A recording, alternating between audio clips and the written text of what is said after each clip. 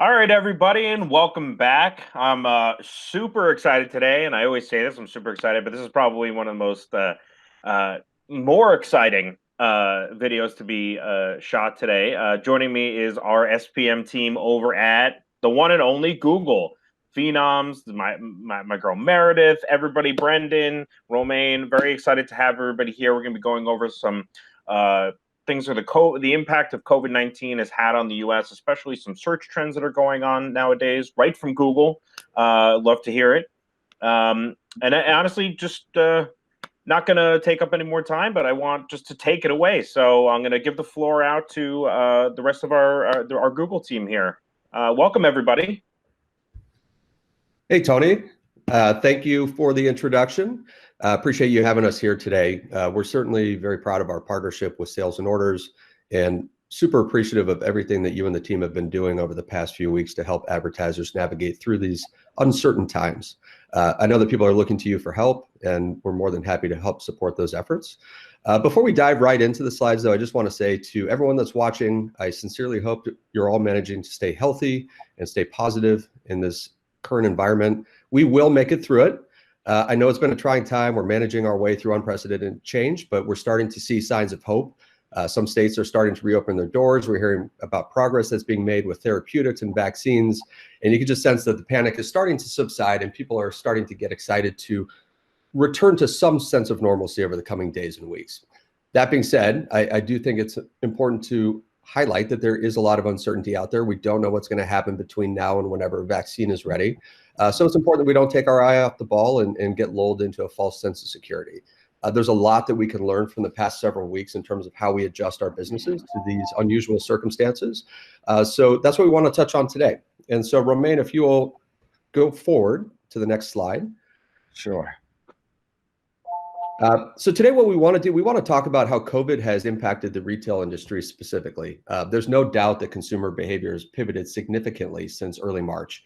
And so we're going to focus on what we're seeing through the data. And I touched on this earlier, but we are all navigating through this sudden change together. Up until just a few days ago, when a handful of states started to reopen their doors, almost all of us have been confined to our homes for weeks now. And for those of you with children, I empathize. I'll tell you what, I've got a 9-year-old son. He has not been in school since March 12th. He is not going back to school this year. I don't know what's going to happen in the fall. And being home, trying to do your job, trying to be a good parent, and then on top of that, being a good teacher, it's challenging, right? It's not ideal. It's the new reality. But I would think that by and large, we're doing a pretty good job of adjusting to this new world we find ourselves in. And so if you go to the next slide, this is where I think it starts to get somewhat interesting, right? So you tune into the news each night, and it's pretty easy to get overwhelmed by the negativity out there. And don't get me wrong, the situation is real. It's impacting our lives from our health to our wallets. But the world is still turning. Consumers are, by and large, still buying. And we can see here from this Google survey that we conducted that when we ask consumers about their shopping plans for the next few months, while there is a noticeable percentage of the population who plan to tighten the reins a little bit when it comes to spending, more than 1 in 3 consumers plan to spend the same that they did before the virus hit. And interestingly enough, 1 in 4 say that they plan to spend more than they did before. And so there are customers out there who are looking for your products. It's just how they're looking that's really changing. And so if we go to the next slide, what we see is because we are sheltering in place and because only essential businesses remain open, consumer buying patterns, they've shifted overwhelmingly online almost overnight.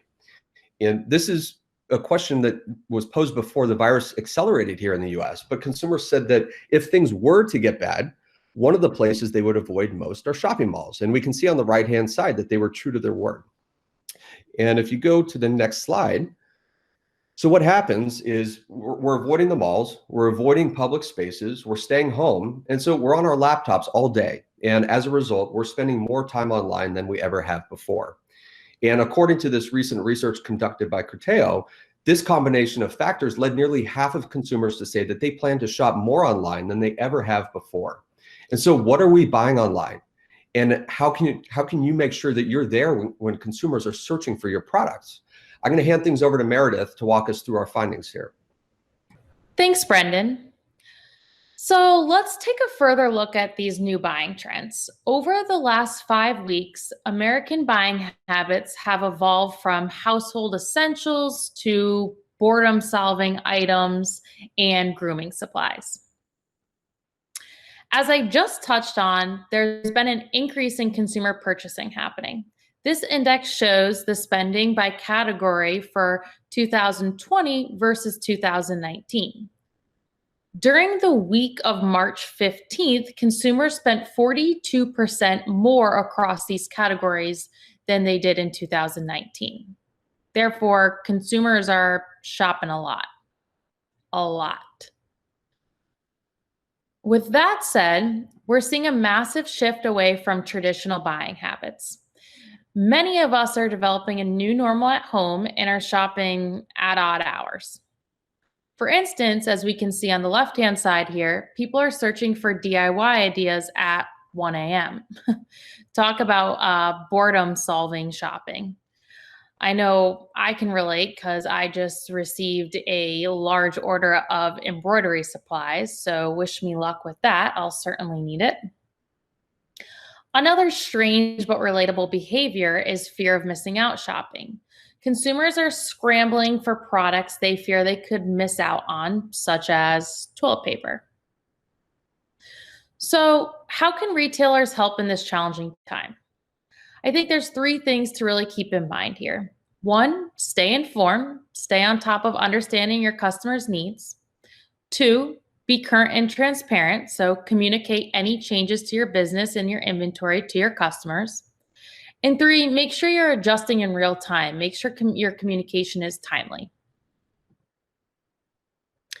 Now is the time for retailers to be prepared and present opportunities to build loyalty in an online-driven environment. 74% of US consumers said they'll steer away from shopping centers.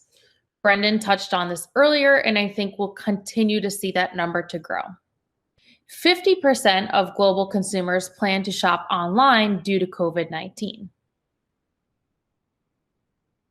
Product shortages and brands' approaches to COVID-19 are causing consumers to find alternative brands. Therefore, being online, being up to date, and being informative is going to be key during this period of time. We're also seeing that loyalty can be gained by having fair prices and utilizing promotions and providing additional incentives, which in turn, for retailers, will increase basket size. Another point to strengthen loyalty is assuring that products are risk-free and high quality. And lastly, leveraging technology to make sure you're creating a seamless buying experience online. Now, I'll turn it over to Romain for some Q&A. Thanks so much, Meridith. So here, I'm Romain. I work in a channel sales team, partnering our great partner, Sales and Order, specifically on a shopping space. So we gathered a bunch of questions from you guys. I'm going to try to answer them right now.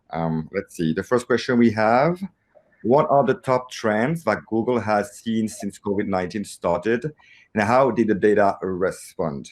All right, so you've seen a little bit with Meridith and Brandon before, but basically we see that people are searching more and more about safety and hygiene, right? Which pretty much makes sense. We can see here on the right side a dramatic growth increase in terms of hand sanitizer, for instance, search, or as well disinfectant. But as well, every query related to social distancing, work from home, and quarantine have increased dramatically within the last 2 months here. But as well, so it's about from information on how to stay safe to where, how, and when to get something. So particularly in the online grocery business, we see that this is increasing a lot, 7.5x recently, as well as online pharmacy, right? So I guess all this makes sense. But as well, there is a pretty big increase in terms of search regarding the small business loans, right? We know that SMBs, they're on the front line here during this crisis. And then obviously a lot of people are searching about getting some loan to face that challenge right now. Let's have a look more in detail about retail. We see that consumers are seeking information and access to essential goods. This number here is, I mean, it's crazy, right? I guess we've never seen that before. Plus 1,000% in growth in queries within the last 30 days regarding queries such as coronavirus shopping list, what to buy for coronavirus pandemic, food supply for pandemic, and so on. So overall, in terms of queries and as well as increase of spending, we see 15% for groceries, but not only groceries, we see as well over vertical in the retail space, such as household good, 2% increase in spending expected. This is a data from Google. You can see so the trend is a year over year in terms of search volume for the top 5 I would say product category you guys work on. So pets and animals, beauty and personal care, consumer electronics, car parts and accessories, as well as apparel. We see that pretty much across the board. They experienced a drop in terms of queries at the beginning of the outbreak, early March in US. And then till now, they have recovered a lot with the year-over growth about 2-digit, which is way higher than it used to be. You can see during the crisis, which is from March till now and before, you see that. I mean, the trend is pretty much clear here. You see a spike. So this is affecting across the board all the categories. Apparel has been suffering more than others. This is true, but we do see a recovery within the last 2-3 weeks in April. All right, second question. How can I stay on top of market trends in this dynamic environment? So Google is very active in this uncertain time, and then we have been working very hard to release a couple of cool and we hope very helpful and insightful tool. The first one is rising retail categories. So if you go to Think with Google in the category trend page, you will be able to select for United States the top categories trending right now. So this is updated daily. Right. So this is literally what's going on right now. So I did the exercise lately last week. I think it was on Friday. And then we see that the top trend category were golf bag accessories, as well as freezers, butter, and margarine. So pretty much related to to grocery and household product here. And you can see what are the top queries within that category, as well as where people are searching the most in US. You have the map of the US here. A second tool, which is new as well, it is Shopping Insight in the Think with Google page as well. So here you can a little bit more deep dive. You can select the category, for instance, pet suppliers. You can select as well the range of the date, as well as the country, United States, and you will see how the search are evolving, as well as the top brand, the split by device, and where the search come from the most in US and by city as well. So it's pretty insightful. It can give a bunch of insight in order to adjust and then adapt your business and so on. Let's see. Third question. Did different ad formats react differently during COVID? The answer is yes, but we don't see a big change during COVID or before. The reality is across the main verticals, the vertical we saw before, and within the last 2 months, PLA, which is a shopping ads format, it's still the most represented in terms of clicks versus regular text ads. So we don't see a major change. This is still growing pretty much 2-digit. During the COVID, people just click more on a shopping ad versus the regular text ad. This is what we've seen so far, and it hasn't changed very much. Yeah, with Romain, this definitely emphasizes how important it is to invest more in shopping than ever before, and potentially looking at new ways to optimize or find new strategies to, and also things that go along with that, keeping your feed updated, keeping your feed clean, constantly looking for ways to optimize your feed to improve search query relationship between what shoppers are looking for versus what's actually coming up in the SERPs. This, by far, I think is some of the most valuable data I've seen in general. There needs to be an emphasis on driving more traffic through shopping ads because people are clicking on them. It's that type of rich experience, and it's driving a lot of traffic for retailers. Yeah, it's driving traffic and it's driving conversion, right? Transaction. It is a performance-based solution, right? Because when you click on the ad, you're automatically redirected to the product page, right? This is reducing the conversion funnel, right? So that is maximizing the chance, the opportunity to convert from a transaction perspective. So yes, definitely, shopping is the answer right now to the situation. I love it. Let's see. Fourth question, what are the best ways to overcome hardship if your business is closed, but you still want to stay on Google Ads and not shut off completely? All right. So if you do have, I guess the answer is, if you are a brick and mortar retailer, go online. I guess that's the CEO of Microsoft. He said, I guess this is last week or very recently, he said that the shift what's happening right now in consumer behavior is, instead of taking 2 years, he has taken 2 months, right? So this is accelerating dramatically, the shift to online. So if you're not online, go online. And if you are online already, if you sell online, there is a pretty cool new experience that Google has just released the 27th of April in US, which is called the shopping product listing for free. So basically you have a shopping ad, which and then as well you will be able as a retailer as well to display your product for free in the Google Shopping property, in the shopping tab. You see on the right side a new experience. So you still have the ads piece, right? But below you will be able as well to see the unpaid shopping listing. So related to this, with the release of unpaid shopping listing, what are some ways merchants can measure conversion value data and differentiate between the two segments? So the whole value of this new product release is really to give, I would say, the users the ability to get more, more choice, right? More product online for more sellers. So obviously for retailers as well, it will be free exposure to millions of people as well. And then for the advertiser, you will be able to to augment your traffic and potentially your transaction thanks to free listing. So to do that in terms of tracking, in the Merchant Center page, and this is live already, in the dashboard, performance dashboard page, you will be able to see the traffic coming up from this free shopping listing in the surfaces across Google. We are working on new dashboard as well, including brands, product category, etc. This is coming up within the next month. Not now, but it's coming up very soon as well. I know a lot of merchants, and we've been fielding a lot of questions surrounding some of the updates. And good to hear that it's coming soon. I know a lot of people are eager for it. Yeah. And again, it's something that I think that we've discussed quite a few times here, is that these new free listings on Google Shopping have really become the icing on the cake for merchants. It's not a replacement for advertising. Advertising is still well above the fold. As we can see, shopping ads are utilized more so than ever before, and they're still an incredibly crucial aspect of an e-commerce business's digital advertising through Google Ads.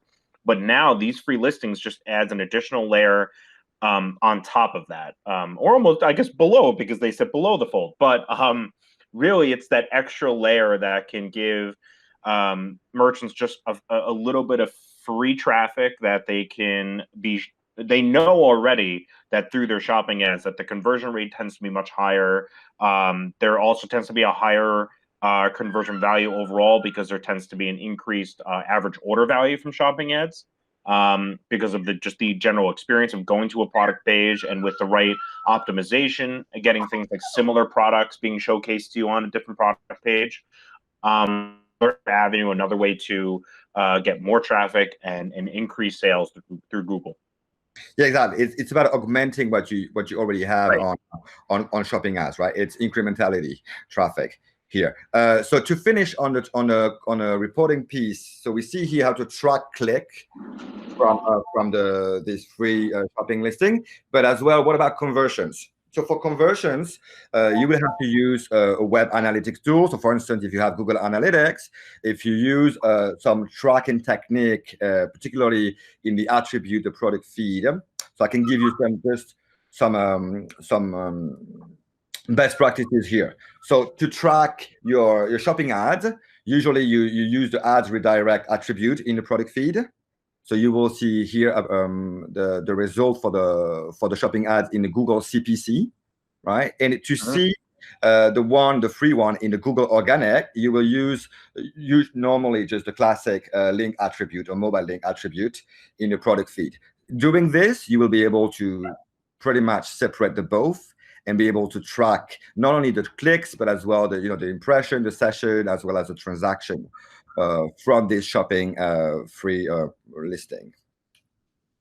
Yeah, we're definitely looking, and we're definitely excited to find ways to be able to help our merchants decipher that conversation a little bit more, because this surrounds being able to use the content API through Merchant Center, which is essentially one feed, but then finding unique ways to adapt, again, like UTM tracking, custom tracking parameters to links that are already within the feed. But how do we split that, and how do we create the conversation of what's free and what's paid, and how can we measure the return off of those? Obviously, there's always going to be 100% return off of those organic listings, but how can we really show the difference and show the experience, and what is it going to take to monitor not only through Merchant Center but through analytics, and how we can then measure that against our paid advertising as well? Yeah. And just to go back to the free listing, I'm guessing you're wondering, how can I be part of this new program? But basically, if you already have a Merchant Center, right, with your product feed upload, you're automatically in, right? It's not an opt-in product; it's an opt-out, right? So if you already have a product feed uploaded in your Merchant Center, you're automatically, let's say, eligible to be part of it. Right. You would just have to go into programs, enable surfaces across Google, and just complete all the settings, and then should be all good to go. So you are already. So first across Google for Merchant Center in US, you're already in as well. So normally there's nothing to do from a US for a US retailer. Great, awesome. Good to see that's an automated for new merchants. I know there are plenty of merchants that were already set up for it, or they weren't, and they still had to go through and set up their account for it. But obviously that's just a few moments, of literally a few seconds. Click, get started, go through, complete the settings, and then you're all set and ready to go. And I know, because we've already seen merchants get traffic from these unpaid clicks. We've seen the reporting in Merchant Center, and we're really excited to see how this grows and becomes even more. I've even spoken to other marketers who have pseudo predicted this, pseudo thought that this was potentially an opportunity, seeing as Google Shopping used to at the very beginning used to be free back in 2012-ish, entirely free, no paid, and obviously we shifted to shopping ads and paid management listings.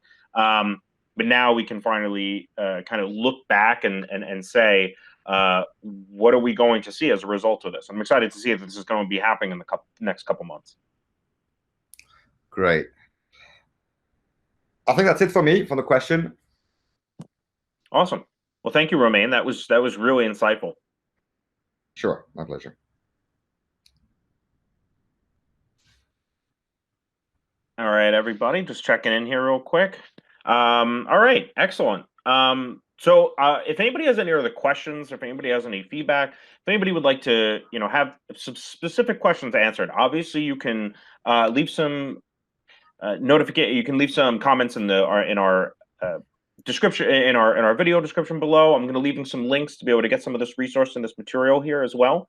You're going to be able to find additional resources on tracking such things. There's Think with Google, even the shopping trends. There's some more in-depth data that we can potentially look into. I'm also going to be getting a copy of this presentation to be able to share with everybody out there. And of course, again, if you have questions, you can also reach out to me directly. I'm going to be putting an email and a link to be able to submit questions to our team. That way we can start fielding these questions, bringing them to our senior partner management team or at Google, and start getting into some more in-depth topics here. I know I'm very eager to. I'm excited. I know Brendan, Meridith, Romain, everybody's excited to potentially do a few more of these. And as this goes on, as the world changes for whatever it might change into, it's going to be a while. I hope everybody's staying safe and staying healthy and remaining informed, of course. And then, of course, I have to thank Romain and Meridith and Brendan once again for joining me here today. Very excited to be able to continue to work with them. I know Brendan, a little new to us here, but he's a phenom in the e-com world, for understand. Meridith and I go way back, best friends. Romain and I have really just gotten acquainted, but from what I understand, he's really one of the head guys over at Shopping. So great to get some insight from all of you. Thank you so much for joining me. And I've really had a wonderful time today. Awesome. Thanks for having us, Tony. We look forward to doing it again in a few weeks. Awesome. Excellent. All right, everybody. Again, thank you so much for joining me wherever you are in the world, morning, afternoon, evening, wherever you are. Y'all have a wonderful whatever it is. And again, stay healthy. And please submit your questions. We're going to have those answers to you very soon. All right, everybody. Have a good one.